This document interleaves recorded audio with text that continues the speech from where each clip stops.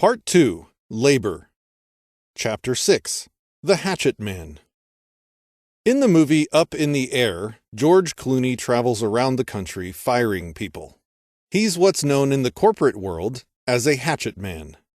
He does what the bosses at the endless stream of companies portrayed in the movie don't have the stomach for.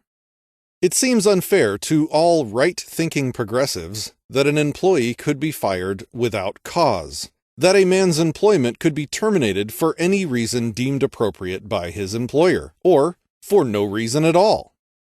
And yet, this is precisely what traditional at-will employment means. It seems unjust to most people to fire an employee without good cause. To some, advocates of guaranteed lifelong employment, it appears unfair to terminate employment for any cause, perhaps barring criminal or grossly immoral behavior. The reason for the widespread popularity of this view is that most people view a job as a possession. We speak of my job, and we implicitly assume property rights over the employment relation. If it is disrupted, whether by a firing, a plant closing, or a scab taking away the job during a union dispute, many people feel as victimized as they would if they were the victims of a theft. But this analysis is faulty. A job merely describes a relationship between two parties. It is not something that can be owned by either of them, and certainly not something that is the rightful possession of only one. The possessive mode of the phrase "my job" is a highly unfortunate and misleading figure of speech. There are other such progressive phrases in the English language, but they rarely create analogous mischief. We speak, for example, of my wife or my husband without assuming, in this modern era at least, that such people can be held to the relationship against their will. We speak of my tailor or my butcher without denoting any possessive quality. If the merchant in question picks up stakes and moves to another town, or retires, or shifts to a different occupation, we might regret the inconvenience, but scarcely feel our rights are violated.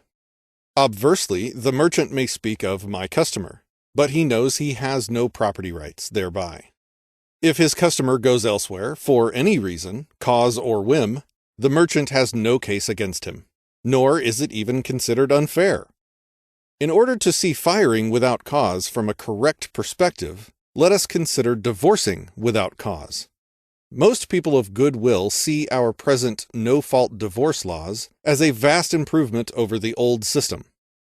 Previously, in order to divorce a spouse, one had to prove cruelty or adultery, or some such. Nowadays, one can end a marriage for any or no reason. Would our friends on the liberal left want to push back the clock on divorce law? Hardly. In like manner, for the employer who wishes to divorce his employee, there should be provision for no-fault divorce. That is to say, being fired without cause is not unfair or improper, no more than is being divorced without cause. If the one is a progressive step in human relations, then so is the other. There is still another difficulty here. This view is asymmetric. Union members and their supporters complain bitterly over being fired without cause. But what about those who quit jobs without cause? If we took this perspective to its logical conclusion, leaving an employment slot without cause should be seen in the same negative regard. After all, the employer may be counting on the continued services of the worker, and in any case, it is his employee. Should quitting a job without proper cause be made illegal? No, of course not. The employee should be able to divorce his employer without a buyer leave from anyone. Of course, both are justified. Free men have the right to quit their jobs, and they also have the right to fire others, in the complete absence of cause. In the absence of a contract specifying otherwise, employer and employee should each be able to end their relationship whenever they want, for any reason, or for absolutely no reason. Another important factor to consider in this context is the necessarily limited supply of job security. Who among us does not desire job security for himself, his friends, his neighbors, and his family? And yet, job security is in limited supply. And if some of us have more of it, such as union members and especially those who work in the public sector, then others of us will necessarily have less. True, job security for the entire community can be increased, but only at the cost of greater economic flexibility and retarded economic growth. How does this work? Consider an agrarian society of 2 or 3 centuries ago, before the onset of the Industrial Revolution. There were no changes, no innovations, no products suddenly imported from abroad. People were born, lived their lives, and died doing things in much the same way for their whole time on Earth.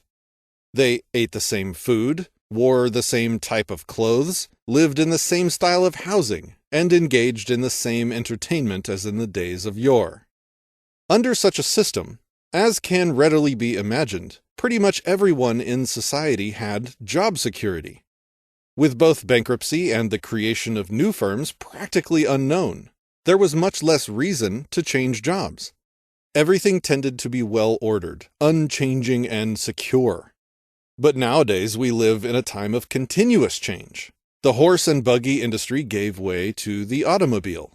The Southeast Asians can now produce textiles more cheaply than North Americans, with the consequent loss of job security in North American textiles and other such horse and buggy industries.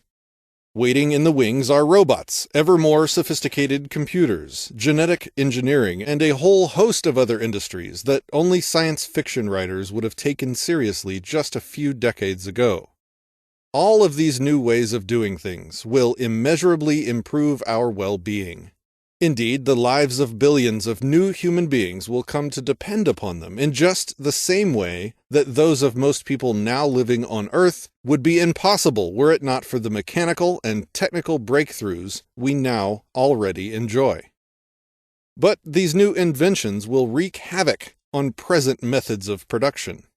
If we are to adapt to this life-giving progress, job security will necessarily suffer. And if some of us are given enhanced job security through special and privileged legislative enactment, the burden of adjustment to change will be unfairly shifted to the rest of us. If people really want additional job security, in a way that poses no threat to the rest of society, let them pay for it themselves, either by accepting lower wages or by taking out an insurance policy and paying premiums for the privilege of extra job security. So let us give at least a cheer or 2, and maybe 3, for the character played by George Clooney in the movie Up in the Air.